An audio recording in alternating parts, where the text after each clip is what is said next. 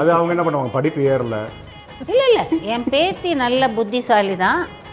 சஞ்சீவ் உள்ளே வராமல் இருந்தால் அவள் ரொம்ப பிரைட்டாக வந்துடுவா எனக்கு தெரிஞ்சு. Start music.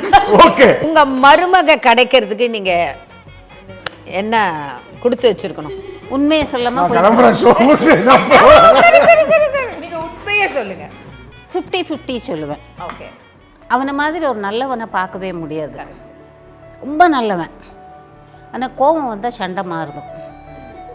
அதனுடைய பின் விளைவு என்ன, நம்ம இழக்க போகிற எது, அம்மான்ற ஸ்தானத்தில் தைரியமாக நான் அவங்ககிட்ட சொல்லலாம் இதைன்னு நினைக்கிறேன். தப்பில்லை.